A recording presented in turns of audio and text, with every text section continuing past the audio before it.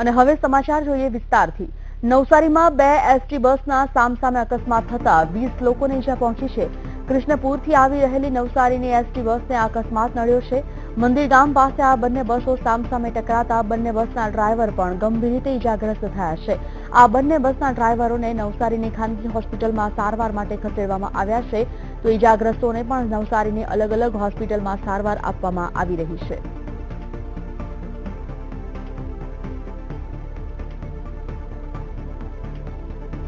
તો નવસારીની એસટી બસને અકસ્માત નડ્યો છે।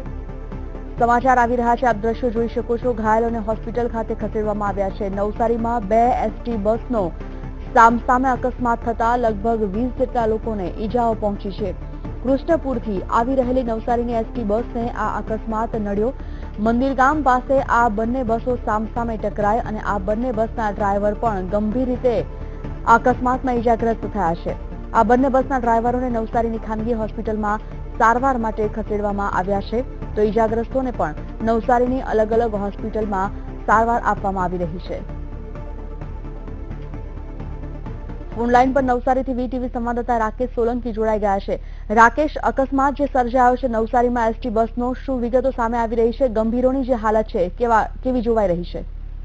એક તરફ વરસાદનો માહોલ છે અને બીજી તરફ જે વહેલી સવારે થોડું ઝાંખું અંધારું હોય છે તે દરમિયાન અબ્રામા તરફથી આવતું જે બસ હતી અને નવસારી તરફ આવતી હતી બસ, એ બસને પાસે સામસામે અકસ્માત નડતા અંદર જે મુસાફરો બેઠા હતા તે 20 જેટલા મુસાફરોને ઈજા થઈ છે।